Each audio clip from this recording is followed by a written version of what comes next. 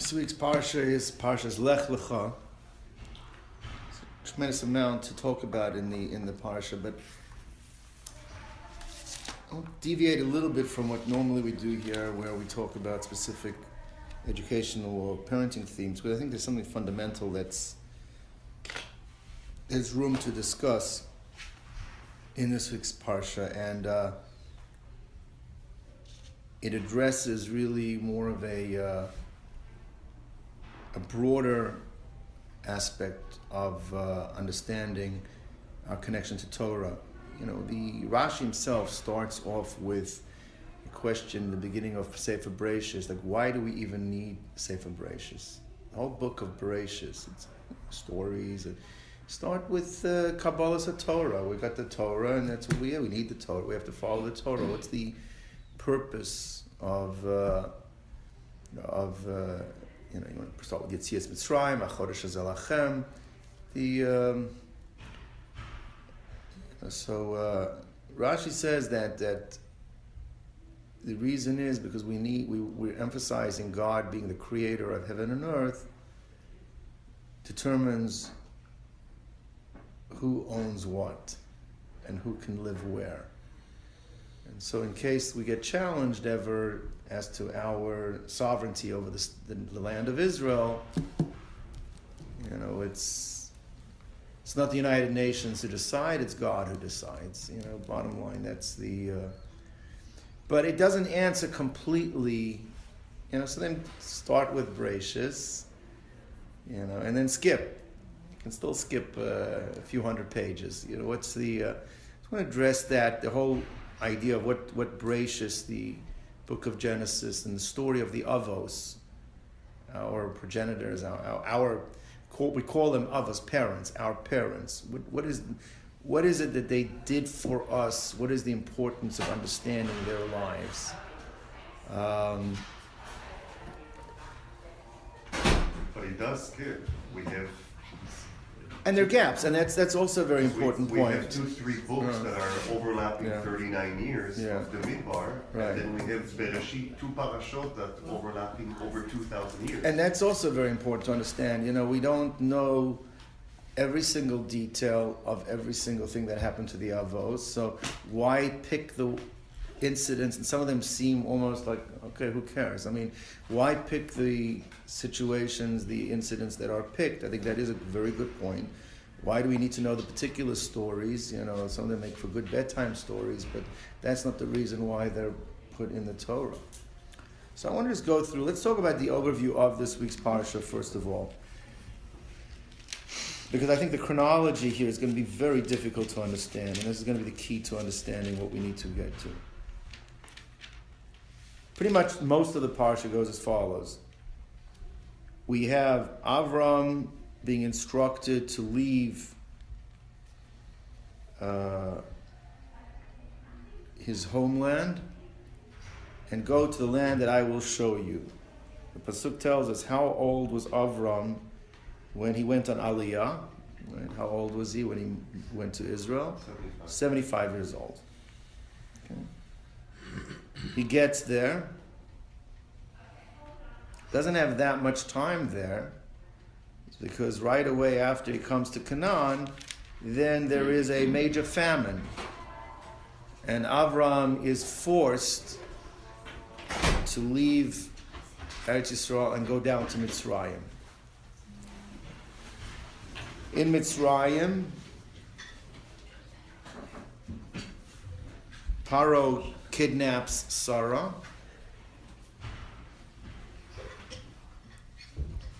And Abram feels that he has to allow Sarah to be taken in order to protect his own life. And Paro gets punished, all kinds of afflictions, the household, the Mitzrim, they go get, and finally Paro comes to the recognition, you know what, it's your wife, take her, and get out of here. I can't keep you here. And he gives him a tremendous amount of gifts. gives sheep, cattle, donkeys, slaves, which I guess we can point out a little bit of a question. You kind of contrast that with Abram conquering the 4 kings at the end of the Parsha, where Abram basically is one of the largest armies ever amassed, like the First World War pretty much. Abram wipes out all of the 4 kings, and Shem, Melech Shalem, the king of Yerushalayim, wants to reward Avram, to the victor the spoils. And Aaron says, I can't take even a shoelace. Shalotoma anochi asharti as Avram. Well, that just happened at the beginning of the Parsha. Paro gives him all this wealth, and he has no problem taking that wealth. So why does he have no problem taking all the money from Paro? And yet, where technically he did nothing, and there he actually, to the victor, the spoils, it would seem like he deserves. And he says, I don't want to say Anochi Asharti as Avram. Well, what happened to Anochi Asharti as Avram with Paro? So I think that's a question that we need to address as well. Okay. So, they leave now. Everybody's wealthy. They're going back to Eretz Yisrael. Entering Eretz Yisrael, there's a big fight between the shepherds of Lot and the shepherds of Abram. Actually, it's a fundamental fight, Rashi points out. It was a question as to who is going to be the heir, who has the right of inheritance to the land of Eretz Yisrael. Lot and his entourage felt, since there is no one else, they have the rights to the land, and therefore the land of Eretz Yisrael should belong to them, and they were actually dispossessing and taking land of people that were living there. And Avram said, that can't be.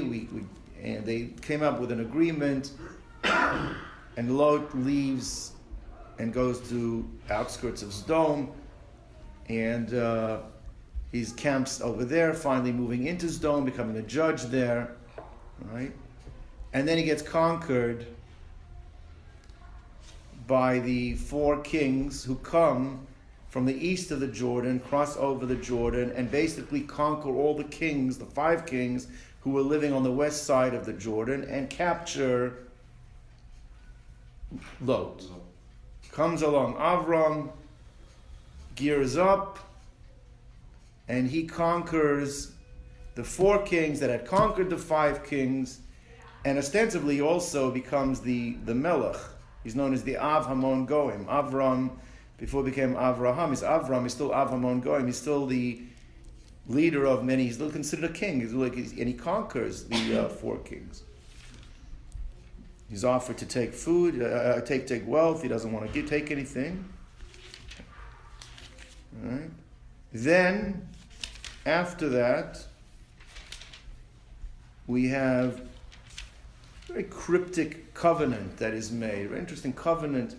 Avram is told that he should take certain animals, cut them in half, make fires, walk between the parts. The Bris Ben Absarim, the covenants of the path. Rashi says that they represent the 4 different monarchies or subjugations that the Golus, that we're going to end up having after the exile. We're going to be subjugated to the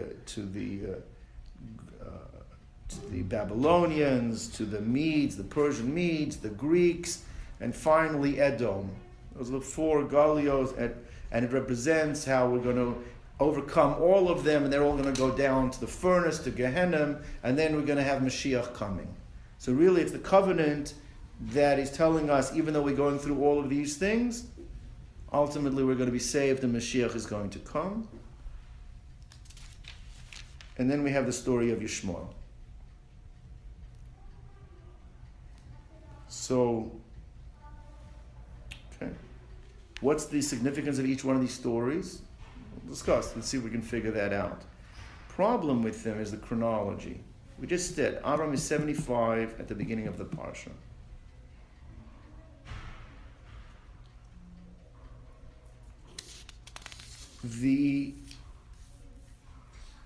there's a medrash called the Seder HaOlam. Seder Olam lists the chronology of events and the age of the different personalities in the Torah. It's medrash. It's considered to be, it's a Tanoic work, something that's considered to be part of our Masorah. And he says something interesting, that at the Bris Bein Absarim, Abram was only 70. And the Ramban and the Rishonim say, how does that work? So it says, Abram went to Eretz Yisrael as a Tayyar. He checked things out. And then later on, he came back as an Olech Hadash. He actually was 2 trips. But at the Bris Bein Absarim, he really only was 70. What is that? That's the covenant of the pieces, when they cut the pieces in half. And that the covenant that showed a covenant, God is going to save us from the hands of the 4 sovereigns that are going to subjugate us, and then Mashiach is going to come. He was 70 at that time. And to compound matters, Tosfos in Shabbos says, and he has reasons why he says it, he says that the war of the 4 kings against the 5 kings, Abram was 73. So let's try to figure out the chronology of this parsha. First thing it talks about, Abram is 75. Right? Then goes down to Mitzrayim, comes back, fight with the shepherds of Lot. Okay. Lot moves to Sodom. Somehow, again, we're not going to go into all the details, but the actual war that took place when he conquered the 4 kings, Abram was not 75. It was less than 70, it was 73. So somehow the parsha starts at Abram 75, goes down to 73. And then at the Bris Bein Absarim, which is the culmination, he's 70. The chronology makes no sense.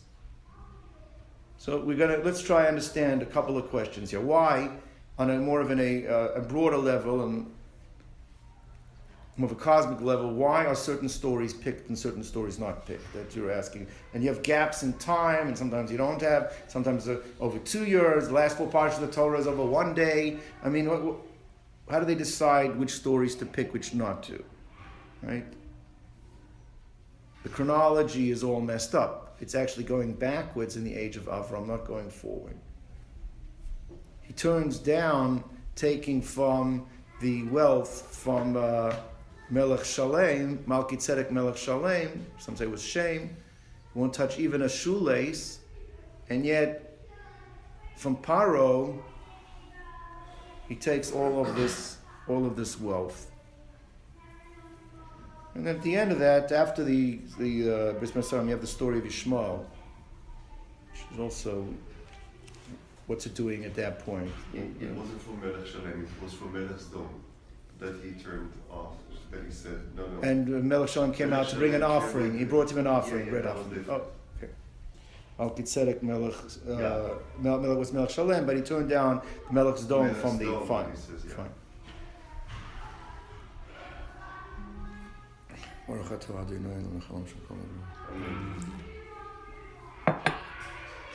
So I'm going to talk about a concept that is in all of the Midrashim in this week's Parsha, and it's very, very important yesod.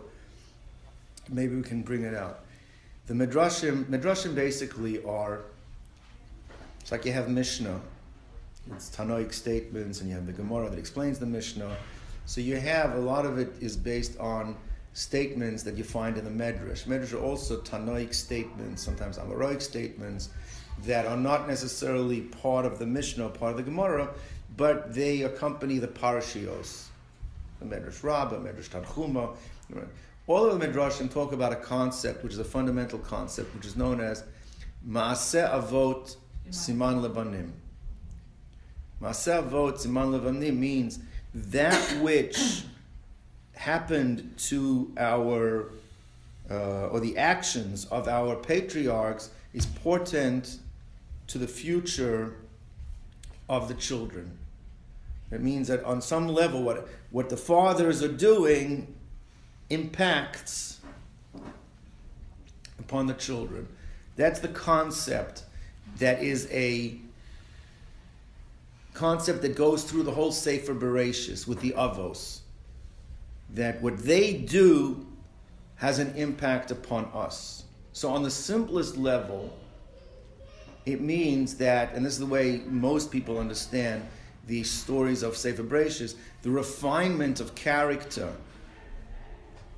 that the Avos, Abram, Yitzchak, and Yaakov, each one developing characteristics within themselves. Avram was Chesed, and Yitzchak was a Gvura, was capacity to have power and overcome certain challenges, and Yaakov is emes, is truth. All of these characteristics become part of the Jewish DNA. So it means what they've done and the stories that they are subjected to is the refinement of character that now becomes part and parcel of every single Jew. To the fact, it's unbelievable. The Gemara says that it says that Rachmanim Baishanim and Gom Lechasadim, that the nature of a Jew, the DNA of a Jew, Rachmanim, there has to be compassion. Baishanim, there has to be a level of embarrassment. A Jew has to have a certain level of shame, that they can't act in a certain way without becoming embarrassed or exposed to themselves. And Gom Lechasadim is that it's part of the Jewish DNA to assist and help others.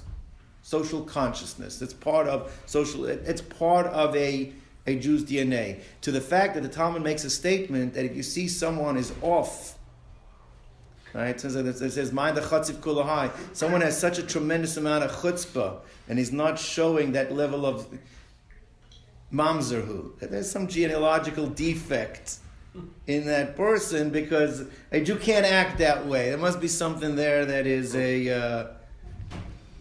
But that, on some level, that's what Ma'aseh Avot Siman Lambanim means. That they've refined and instilled in the Jewish DNA, that spiritual DNA, that we carry that in our genes today. Every Jew. Some it's more latent, but it's there. The Ramban takes us to another level.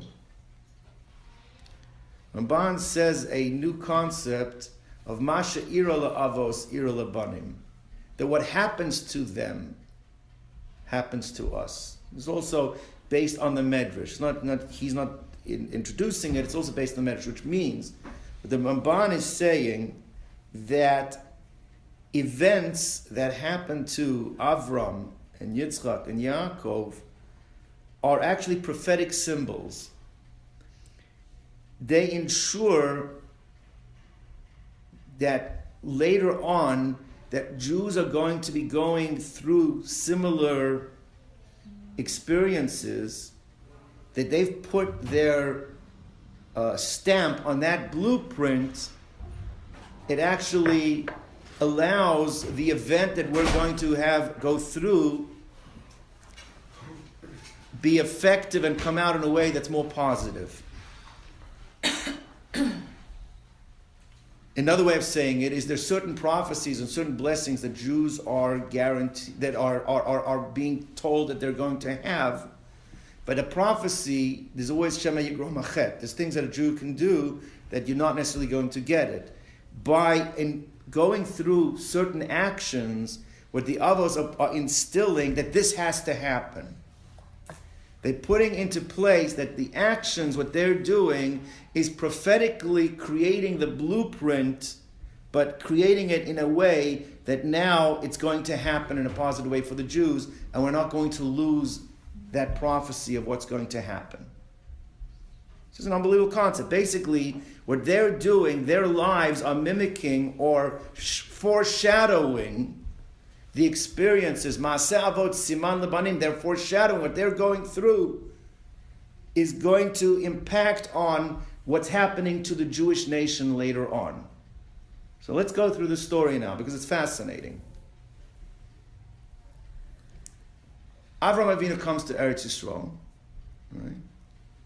Right away, he's not able to live there. what happens? It's a major famine. Famine forces him to go down to Mitzrayim. Where do we see something similar like that happening? Yaakov Avinu, a number of generations later. Yaakov is in Eretz Yisrael, and he has to leave with his family because of the famine. They have to go down to Egypt, which is the beginning of the exile in Egypt. The 210 years in Egypt becomes there. Okay, let's take the next step. Abram Avinu is afraid that his wife is going to be taken and he's going to be killed. They're going to want to keep the wife alive. She's a beautiful woman. They're going to want to get rid of him, the husband. Okay. Similarly, Paro, what did he do? He says, let's kill all the males. Why only the males? What about the females? No, because they wanted to keep the females for themselves. Same story happened to Yitzchak. Right. Right. You have to understand why it needs to be repeated there. We'll talk about that maybe another week. But that's in order to that's just foreshadowing the event. What does Abram orchestrate? Is that not only does he get her back and he survives, but he also ensures that he gets a lot of money. Why is he willing to take the money from Paro when he's not willing to take it later on? Because he wants to put into place that when the Jewish people are going to leave Mitzrayim at the end of the Egyptian exile, what happens then? They leave with a lot of money. So he's not doing it for himself. He is doing this to ensure that later on, the Jews are going to be able to leave B'Rechush Gadol, which is why Hashem comes to Moshe when they're coming out of Mitzrayim. He says, Daber na ba'ozne am, please go tell the Jewish people, you have to take the money from the Egyptians. Why? Shelo Yomar Osa Tzadik, that Avram shouldn't have tainas on me. Avram says, I went through all of this. I subject in order to get, and they're going to leave without any money. You have to make sure that they leave without money. So Avram Avinu won't have any complaints. But he did it to ensure that the Jews should be able to leave. And there's many different reasons, but on an emotional, psychological level, taking the money also was part of the catharsis of the subjugation of the Egyptians. It's like they're getting paid for their work. It was very important from an emotional, psychological level that they got paid, that they did take it from the Egyptians. So that's Avram wants to put that in place. It's going back to Eretz Yisrael. The Jews are going back. They are blocked by Ammon and Moab. Ammon and Moab are challenging the Jewish right to Eretz Yisrael. Well, who are Ammon and Moab descendants of? Lot. That's the fight with Avram's shepherds and Lot's shepherds. All right? Next thing that happens, the kings, the four kings, conquer the east side. They come from the east side of the Jordan, and then they conquer now the west side of the Jordan. They take over the west side of Jordan. Moshe Rabbeinu conquers the east side of the Jordan. Yoshua comes across and he conquers the west side. So that really, the conquering of the four kings is mirroring what's going to happen when the Jews the conquest of Yeshua going in and conquering the land of Canaan, taking it away from those that have it in control. Moving forward, after the story of the four kings, we have the story of the Bris Ben Absarim. Because once we conquer Israel, we're going to go into exile. And after we go into exile, we're going to be subjugated to the four sovereign subjugations, the Babylonians, the Persians, the Medes, and finally the Khurban is going to be in Edom, which we're under that subjugation right now. And then there's going to be the coming of Mashiach. That's the story of the Bris Ben Absarim, right? The story, that subjugation of the four nations. And I think, really, that after the four Malchios, before the coming of Mashiach, actually, we're subjugated to Yishmael. We're dealing with the Arabs. And the story of the Arabs, that's the story of Yishmael. And the Ramban says something which needs explanation, but it's extremely difficult. The Ramban says, you take a look at this week's Parsha, that because of the harsh treatment that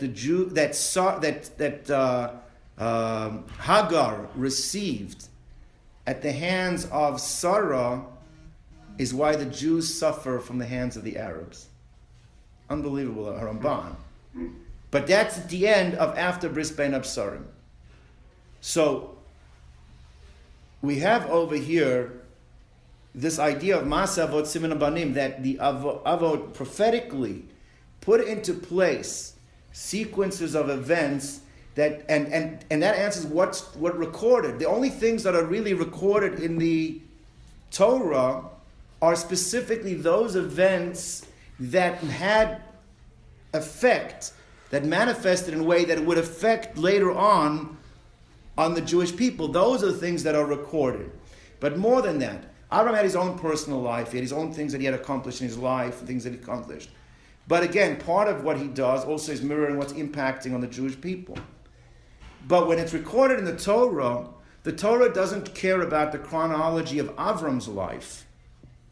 The only thing the Torah really is important to record is what happens in Avram's life that's going to impact later on the Jewish people. Which is why when it's recorded in the Torah, it doesn't follow the chronology of what's in Avram's life. It actually follows the chronology of how it impacted on the Jewish people. Which is why, even though it starts at 75 and it ends at 70, but it's not a history book. It doesn't have to follow chronology. What it's following is the Ma'aseh Avot Siman Abanim. How is it going to affect on the Jewish people? How it affects on the Jewish people. That's the chronology of what the Torah itself is specifically following. So this is really a tremendously fundamental idea that we have to pick and we have to look at. And then when we analyze what stories are being used, why they're being used, how is it impacting. So let's just go through. We had a number of questions. Our question was one, the basic question of the chronology is not appropriate. Yeah, it's true, it's not appropriate for Avram's life. But it is appropriate if you're following the chronology of the Ma'aseh Avot Siman Abanim, what's it doing for the Jewish people. We had a question, why would he take the money from Paro, yet he didn't want to take the money from Melech Zdom? Answer is, for Melech Zdom, there was no Ma'aseh Avot Siman Abanim. He doesn't want to say, you should go around saying you well made up. Here, it's not the point. Here, the point is, he wants him to Yotze and B'chush Gadol. He has to take the money. And he orchestrates and subjugates himself to what he goes to is in order that it should come out that way. He has to take the money. That's why he's taking it over there in order to be able to make sure that it happens later on. And the specific stories we understand is that's the blueprint of what's going to be. It's the blueprint for Jewish history. In fact, it's fascinating how you see how much of a blueprint it is when Abram is chasing the four kings to completely wipe them out. Because I guess the more successful he is against them, the more success later on, when we conquer Israel, will come. He's not able to chase them down completely. And in fact, in the times of Yeshua, there were certain pockets in Eretz Canaan that they weren't able to conquer. Why wasn't he able to conquer? Because when he got to Beit El, he stopped. He wasn't able to go any further. So was it when he got to Dan. When he got to Dan, the land of Dan, he wasn't able to. Why? Rashi says, Tashash Kolcho, he became weak. Why did he become weak? Because centuries later, Yeravam ben Nevat, one of the kings of Israel, was going to create an idol in that place. And that made him weak. And therefore he wasn't able to continue to pursue. And because he wasn't able to pursue, that means there were nations later on in Canaan that they weren't able to conquer. You see how unbelievable the impacts of the Avos are impacting on what happens later on. But that's the idea. The Ma'aseh Avot Siman Abanim twofold. One is, what we do has a genetic impact on our children in terms of just refinement of character. But there's an idea of Avos can set into motion and set into place that events later on will mirror or foreshadow the events that they're going to have to go through as well. Good day, everyone. Good day, everyone. Good day, everyone.